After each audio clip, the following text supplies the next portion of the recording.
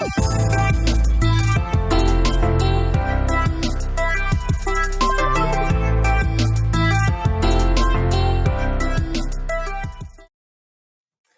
everyone, thank you so much for tuning in. My name is Ashton and this is No Wasted Time, the show where I interview leaders who took their ideas and made them a reality.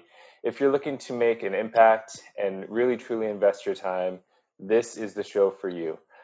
Today I'll be talking to Rebecca Korn with a K. She went from having $21 in the bank, living out of her car, to being one of the top financial strategists in the nation. I am so glad to have her on the show. She's teaching people how the art of money, and as a she is the financial fashionista. She has an amazing personality, and she makes talking about money really, really fun. This woman is smashing debt and helping others do the same. I am so glad to have her on the show. Thank you so much for joining us, Rebecca. I know that was a lot, and I know you're probably working on a lot of projects. Is there anything that I might have forgotten or things that you're super excited about working right now, projects that you're working on? I'm just excited about life right now. But no, I don't think you forgot anything. I think that it sounds great. I wish that everyone would introduce me that way every single morning. That would be wonderful. Walking into the room, I'm just going to have you introduce me, just gonna stand here and wait for that to be there. You know what? I think that I'm going to invent a machine that will shrink me down and you can kind of keep me in your purse whenever you need to pick me up or you need a little intro and just hand me the mic. Fun fact, I actually don't carry a purse What? because I grew up with 3 brothers, and if I would carry a purse, it would be very inefficient for my brother. So there's that. What? That's so interesting. So where do you put your cards and your ID and all that stuff? I put it in the back of my phone. I don't have a specific phone case. I just smash it in there. Because gotcha. you know what? If I have one card on me and that is the objective, or I'm going out to lunch, I'm planning to spend money or I'm not planning to spend money. So if I don't have it with me, I can't. I practice meditation. There's your first piece of advice, everybody. If you're not planning on spending money, do not bring your card with you. That's awesome. So I know in the intro I asked you how you went from $21 to being a financial strategist. How did that kind of happen? I mean, what in you made you want to get out of that situation? So I had been married and went through a planning process with a financial advisor right before I left, and just applied to medical school actually, and found out that my husband at the time was not the person I thought he was. So, plot twist. And packed up my car and I left. And I didn't understand that all of the funds were actually with his name first, meaning that he had predominant control on each of those accounts. And he froze all the accounts. So being able to be in a space where I didn't have the ability to get help, that enabled me or pushed me to raise my standard, really. So I focus on how, when a new client comes in, how I'm going to raise their standard, which is difficult because, I was at rock bottom. $21 in bank account. If you really think about that, you're not getting very far. It's not going to be something that it's temporary and no big deal. It was a big problem. So I started to hustle, in the Gary Vaynerchuk type of mentality, right? And it was just pure grit. I sold whatever I could possibly sell, and I'd work weekends and I'd work nights and just would pull in as much as I could do in that short time period, but decided that I wanted to figure out a way where finances were English to people. Money doesn't have to be complex. Money doesn't have to be something that is a really confusing topic. I think that we all try to overcomplicate so many different aspects of life, really, if you think about it. But yeah, I just tried to simplify it and make it real for my clients. So that's where it all began. Wow. So did you do this all by yourself, or was this something that, like you reached out to people and you had a couple of mentors that poured into you about financial, like, I mean, other than the financial advisor from the very get-go? Right. So, being a financial advisor versus a financial coach, there are major differences there. Excuse me. I always start to lose my voice now because it's the end of the day. It's just heads up. If it goes out, like we have a little bit of a plot twist for ourselves. But basically, the way that I thought of it was, okay, well, I have to be the best of the best at the basics. So be brilliant at the basics, rule number one. And I set out to be a financial advisor 100% because I was like, all right, I have to go through testing. I have to go through licensure. I have to do things kosher, right? And then from there, I started to make it my own. So from there, for years, it's really just grit. It's really just hustle.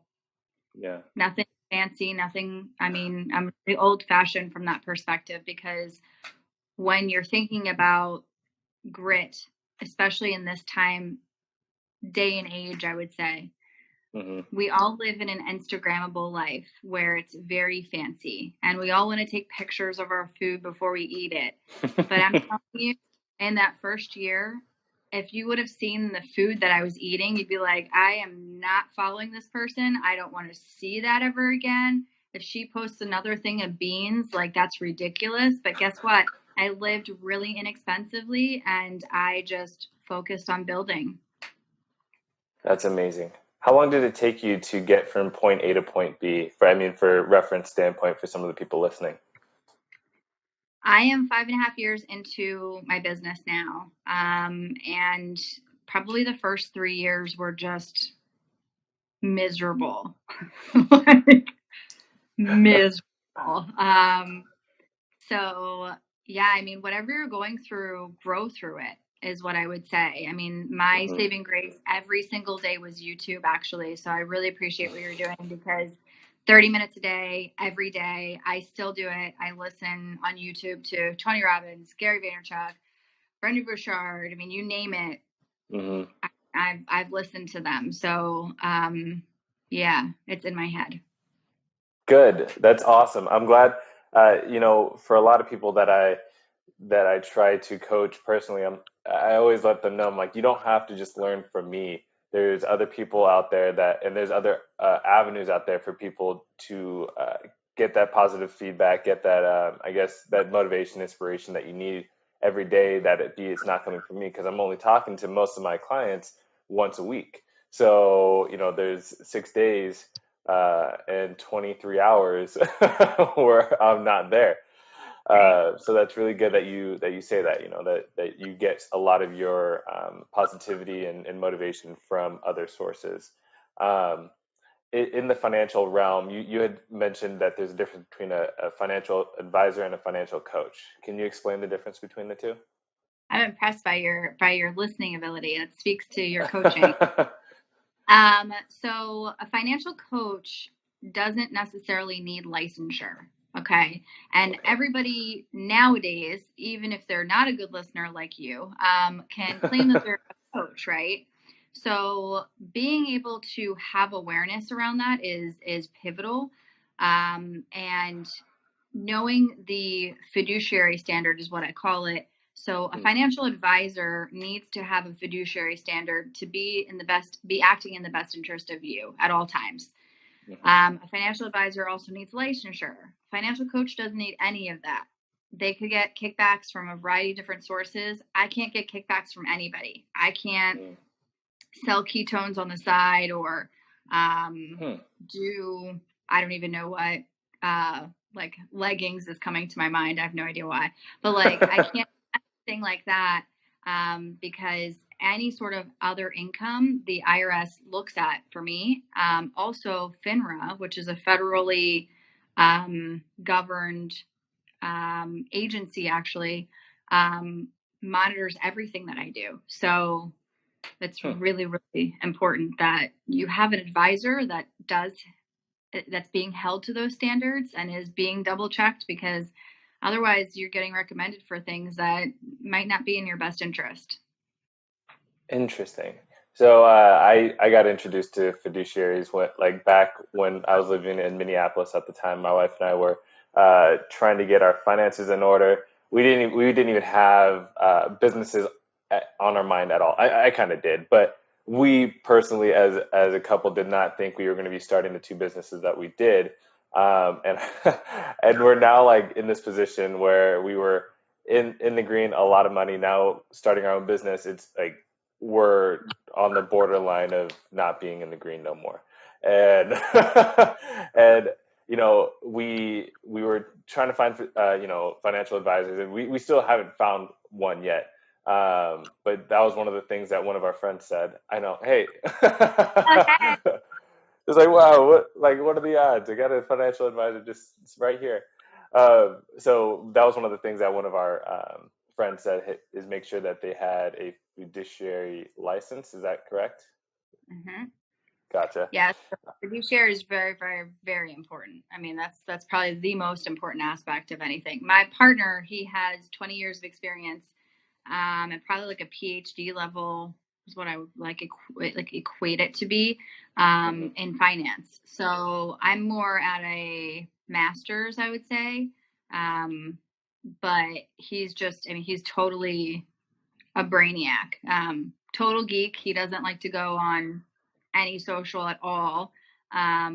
So it's been very interesting because we've just very different styles, but we both are involved in planning all the time. So it's great. Right. And so, how big is your current group right now? So I have 5 in my group right now. Okay. That's it. I'm very selective. I do not like a lot of commotion.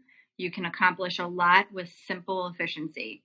So I'm very, very selective with who I'm bringing into my circle. It's like the circle of trust and Meet the Fockers. Honestly, that's like the funniest movie ever. I I haven't seen that movie in forever, which is kind of sad. So I need to. You just got me back into thinking that I need to watch that movie. Gotta laugh. You gotta laugh. I think that's an amazing philosophy, is going through life, laughing and enjoying it. I know this is kind of way down the line, but I wanted, since we're kind of already on this path, I've noticed that there's a lot of successful individuals that have 3 main characteristics. They typically have a plan, they have a solid philosophy, and they have a solid group of people around them. The one thing that I feel like most people lack, and what most successful people have, is that philosophy. So for yourself, what are some of your personal philosophies that you like to implement in your business and in your personal life? So 90% of business, in my opinion, is psychology. And psychology, it comes from a lot of times your friends. So, in my opinion, crafting your circle is of utmost importance. And to be vulnerable with you, I live in a very small town. Okay. So it's not very easy for a chick or a guy, I would say, to craft that very small circle efficiently. So what I've done is I've crafted it in a way where, this is totally going to sound so weird, like emergency, like I'm not emergency, like imaginary friends almost, where if I go on YouTube and I'm listening to Tony or Gary or Brendan or whoever, okay, I am pretending that they are a friend talking to me, that they are just like, hey, Rebecca, this is where you were at, and kick my behind and like shape, right? So that is I would say a practice that I do not skip in my day at all, every single day. Then the next thing that I do, I meditate, and I do Grim Hof breathing techniques. So it's a process. It's really, really simple. Actually, you just like breathe in through your nose and then blow out as fast as you can 30 times 3. So the reason I do that is to actually hyperoxygenate my blood, so that my focus and my energy is at peak performance. So I was a professional ballet dancer, and performance was everything. So I take that practice into my world of things to be able to deliver to my clients. Because when I'm in front of clients, I want to be my whole self. I want to be around it. I want to deliver them the most value I can possibly deliver them.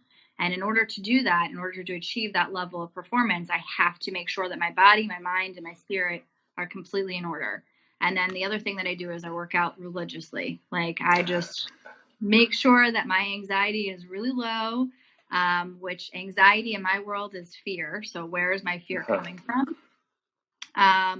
And then I just smash the you know what out of it and come back. Okay, I don't have any more energy to be fearful. So Yeah, that's stress awesome. is a fancy word of fear for business owners, though. So. Yeah, I know. Honestly, my wife and I are just starting to get into that whole stress factor. Where we just launched a new campaign, and so for our business for Kickstarter. I don't know if you've heard of that. Yeah. So we thank you. And so we're like at this point where we're not seeing the traction yet. So we're like, well, okay, what can we do? What can we do to market this and whatever? And obviously for us, we've gotten to a point now where, I mean, me personally, I was really anxious about it, but I'm like, if it doesn't work out, that's totally fine. We need to figure out ways to make it work the next time. But in the meantime, right now, like, we can do the best, like, we could only do what we can do right now to get this thing off the ground. And it's a 30-day thing. So we're only in day 2. So there's nothing that I could really freak out about at this point. I think day 15 or day 20 might be like, okay, let's figure this out. So what I always say in situations like that, is that small tasks can create massive change.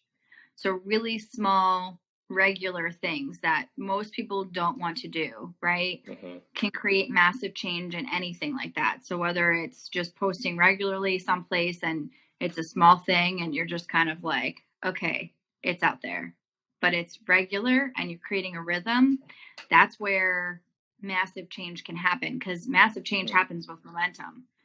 And momentum comes from a really great energy source. So my mentality is that, hey, create that energy around it and be excited about it. It's totally fine. Don't suppress that in any way. But in the same sense, just keep creating that small little thing that can create massive change. So that's awesome. That's great advice. I think one of the big things for us is creating that content for people to even get out.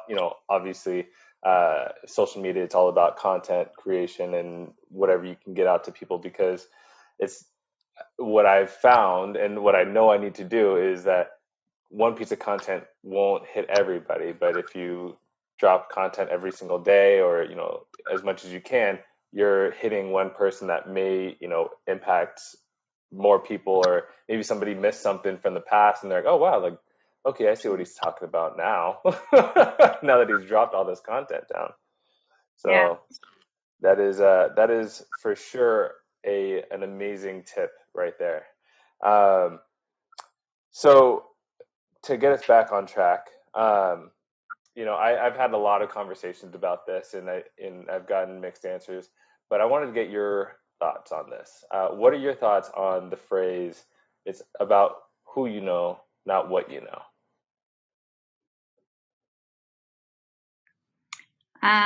That implies that you're keeping your circle in a stasis, and stasis in my world means dead. And if you're dead, you're not growing. So I don't understand. Like, for my world, I didn't know anybody when I started.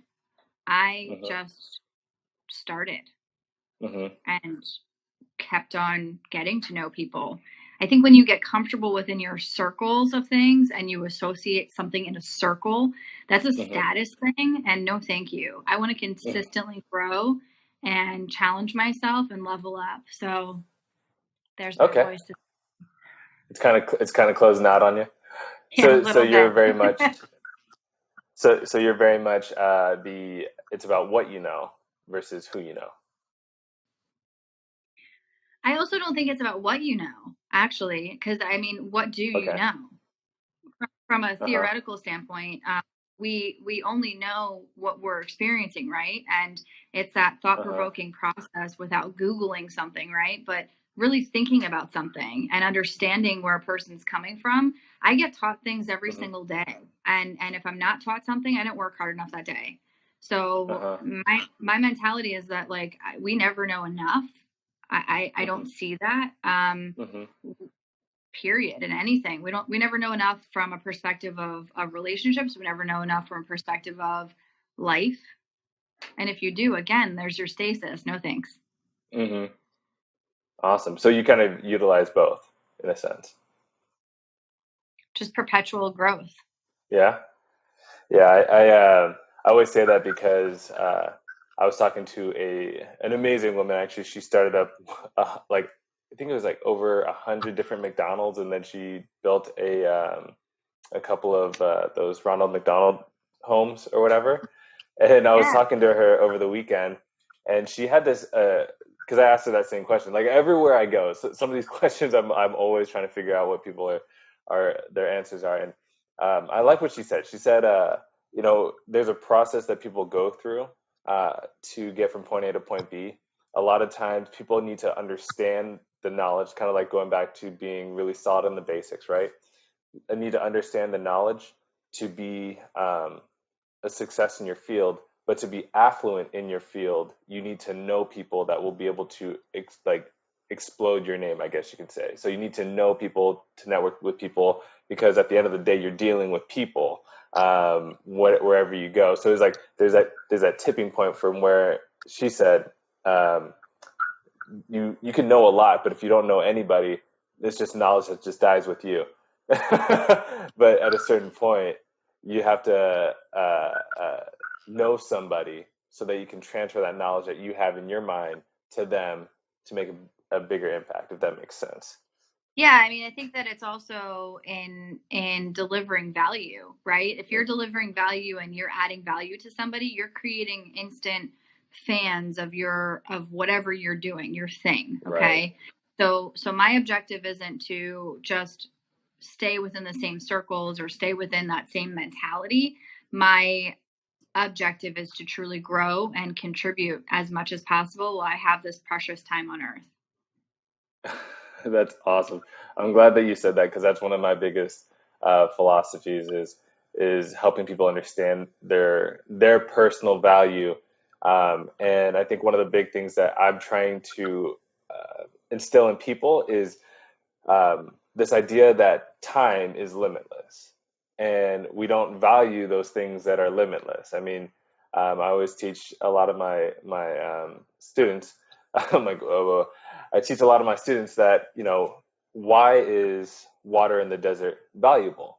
Why are diamonds valuable? And it's because there's a finite resource of them, so you value them a little bit more. So if you have this mindset of abundance of time, you tend not to do anything with it, and then eventually you get to a point where you've wasted all of your time, and that's when most of us come to being diagnosed or something like that, or have some tragic event that happens in our lives where it's a near death experience, and then you start to realize how finite that life is, and that's when you start making those changes. And so I try to get people who haven't had those experiences not have those experiences, for one, but mentally put themselves in a position to understand that they're not promised tomorrow, and they're not promised the next week. So the time that you have right now is really It, really important. that's all that there is, 100%. And so I don't know how we got off on that tangent, but I'm going to try to bring us back right now.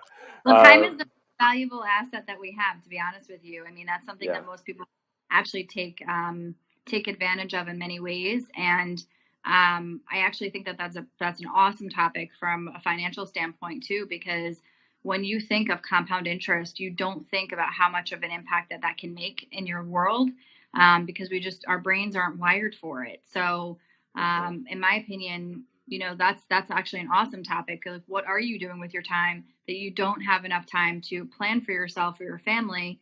Is it that you don't have enough time, or that you don't give you know what? What's the real answer? I like how you censor yourself. That's awesome. Sometimes I mean, I do watch a lot of Vaynerchuk, so like, you know, that's difficult for me. You have to recognize this. that is absolutely true. Well, you know, once again, for I've had people come on here and cuss, and I'm like, "You okay with that?" They're like, "Yeah, I'm totally okay with that." I'm like, all right, cool, whatever. Um, so I still didn't get us back on track. So to get us back on track, one of the big things for myself is personal development. I know that's something that's huge for you. What were some of the personal struggles that you had to overcome on your personal development journey, and how did you overcome those struggles? Ooh. So I grew up in a very poor family, and my real dad was abusive. My older brother was abusive. Then I went to a world in which I got mugged in the city 3 times, not once, but 3 times. And then I was raped as well. So from a perspective of struggle, I feel like I can check that box now. But from a perspective of growth and development and where that hindered me, I think a lot of the conversation, and I'm going to be a little bit cross right now, but a lot of the conversation centers around diversity and inclusion right now. And I honestly disagree with it. I think that we're creating such a sensitive community that we're all crybabies, and we're all like moaning about the fact that we can't get someplace, or that the market doesn't understand us, or that I have a harder time because I'm a female. Like, I don't understand the mentality around it, because I can do twice as much as any man, woman, I don't even know. But it's about hustle. It's about that simplistic basic of how bad do you actually want it. So my personal struggle has been like, okay, how do I taper down my driver? I have a very high D. I'm a very determined soul, and I have that pretty significantly, I would say. But my struggle had been more so around here, and knowing that I deserved it, and knowing that we all deserve it, and knowing that we all have the equal and ample ability to achieve it, no matter who, what, where, what kind, what situation. It doesn't matter. It's about that. That's it. That's awesome. I like that, and I think that most of us have that struggle of deservingness. You know what I mean? Do I deserve something like this? Especially when you go through traumatic situations like that. You know, and so I think there's a lot of people that have a lot of different things that go on within their lives that I don't know about. There's a lot of things that go on in my life that people don't know about, and those struggles. As much as people want to hold on to them, all they will do is create another excuse for why you're not going to do something. And so I think that's one of the big things that most people struggle with. And I'm glad that you opened up a little bit more about some of the struggles that you went through, and how getting past those things and saying that you are deserving of success, you are deserving of being the top advisor in Pennsylvania, in the nation, and so for yourself, I think, for people listening, they need to understand that those struggles that they're going through, that they feel is the reason why. I feel like that's one of the big things. It's they feel like it's the reason why bad things happen to them, is because this happened to me and that happened to me, so I'm obviously a conduit for negative things to happen. So that's really, really cool that you were able to overcome those things, those mental barriers that allowed you to break free and actually achieve the things that you've achieved. So that's awesome, and thanks for sharing that. I think people also need to remember that a phoenix has to burn to be a phoenix. Yes. That when you're in the flames, knowing that you are a phoenix, and knowing that you will persevere, and this is part of your story, If your story would be that you were just a beautiful bird, nobody would ever talk about it at all. No one would ever recognize a phoenix mentality at all. So if you guys are going through a struggle and you're watching this, like, you know, think about that. If you're in the flames, embrace it. It creates a totally different mentality around it. I like it. I like it. The struggle is what makes you. So you have to go through it if you want to come out on the other side. I think, and you know what's so funny is I think that with a lot of my history, my past is, you know, I always looked at things like I had a pretty solid upbringing. My mom made sure that I did not have the same struggles that she did. And I don't know if that's something that was a good thing or a bad thing, but I knew for a fact that there was one thing that sparked my ambition to want more. And that was a couple of mentors that walked into my life. And it was weird how we kind of met each other. But, you know, I was working, you know, a dead end job and applying to med school, not knowing if that was even what I wanted to do. But sometimes it's kind of like that whole idea where things happen for a reason, and being prepared to take an opportunity when it shows up is one of the big things that that distinguishes successful people from unsuccessful people. Is that unsuccessful people will pass up on opportunities just because they're uncomfortable and or they don't know much about it. Hence, you know, people are not good with finances because they don't know much about it and they don't care to know much about it. But that's my advice that I try to give to people, is that you need to be prepared for an opportunity when it comes. So the secret is to listen, and then from there you can make a decision. For yourself, I mean, is there a piece of advice that you like to share with the people that you're educating, that you that really made an impact in your life? In terms of my clients that I'm educating, or just a personal piece of advice that you liked that really kind of made an impact in your life. So what I would ask most people is, if somebody is in front of you and they're trying to bench, I don't know, 200, okay, and you're in front of them, are you apologizing for them trying to bench 200? If you say yes to that, you're really not a good friend. But if they're trying to bench 200, you're like, come on, man, you got this. Like, go for it. You've got this. Like, you've practiced. You know that this is something that you can achieve.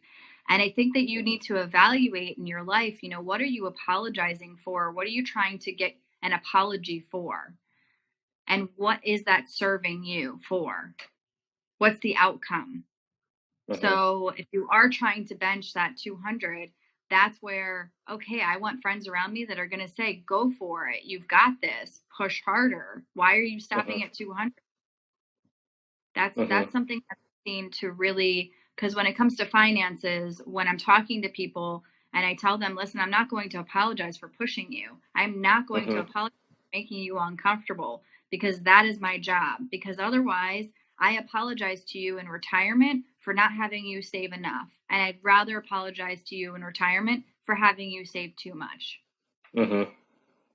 Sorry, I made you bigger and stronger and in a better position.